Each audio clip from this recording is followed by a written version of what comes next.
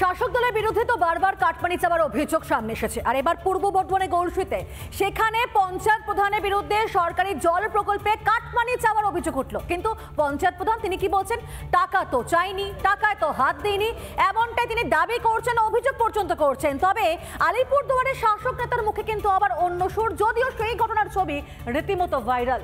দেখুন। এটা নাও, আর বলো না।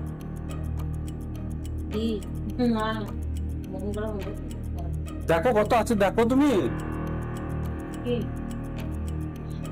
5000 দিয়েছি। কি শুনলেন তো, সরকারি প্রকল্পের কাজ হলেই চাই কাটমানি। আবার শুনুন। 1.5 লাখ টাকা কাজ করেও কতজন দিবে?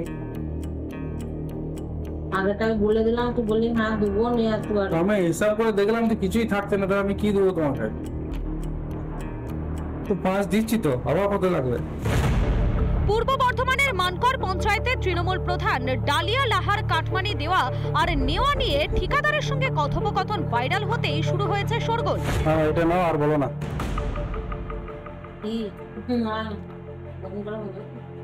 দেখো কত আছে, দেখো তুমি। 5000 দিয়েছি। তবে কাটমানি নেওয়ার কথা অস্বীকার করলেন প্রধান। তার দাবি তিনি ছুঁয়েও দেখেননি টাকা, অথচ টাকার হিসেব নিয়ে কথা তো বলেছিলেন। আর ওই টাকা নামানোর যে বিষয়টা কেউ যদি নামিয়ে থাকে, তাহলে নিশ্চয়ই আমি হাত দেবো বা তার দিকে ঘুরে দেখবো। কিন্তু দেখা যাচ্ছে যে আমি ওইটার দিকে তাকাই নি, হাতও দিনি। কেউ যদি ইচ্ছা করে ওটা আমাকে ফাঁসানোর জন্য করে, সেটা তার ব্যক্তিগত ব্যাপার। সরকারি জল প্রকল্পের বৈদ্যুতিন সাবমার্সিবল বসাতে ঠিকাদারের কাছে খোদ পঞ্চায়েত প্রধান 10% কমিশন দাবি করেন।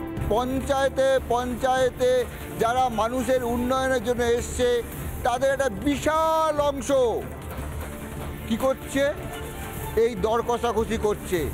মুখ্যমন্ত্রী যে বলছে না কাটমানি নেওয়া চলবে না, এই কাটমানিতে বিশ্বাস করছে, এবং সেই উন্নয়নটা পঞ্চায়েতের সাধারণ মানুষের না হয়ে পঞ্চায়েত প্রধান যারা সদস্য তাদের হচ্ছে।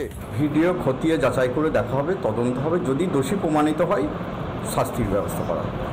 দোষী প্রমাণিত হলে যদি বিষয়টা সত্যি হয় উপযুক্ত শাস্তির ব্যবস্থা করা হবে।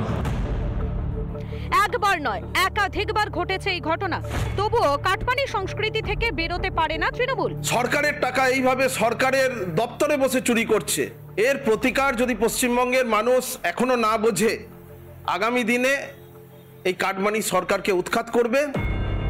মনে পড়ে অনুব্রত মণ্ডল ইডির হাতে গ্রেফতার হওয়ার পরেই সেই পুলিশ কর্মীর কথা।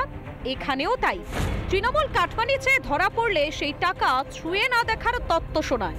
সন্তোষ দাস ও রমেন মজুমদারের রিপোর্ট, রিপাবলিক বাংলা। নানা ধরনের কন্টেন্ট দেখার জন্য লাইক করুন, শেয়ার করুন আমাদের ফেসবুক পেজ, সাবস্ক্রাইব করুন আমাদের ইউটিউব চ্যানেল। পাশাপাশি অন্যান্য ব্রেকিং নিউজের জন্য অবশ্যই চোখ রাখুন রিপাবলিক বাংলায়।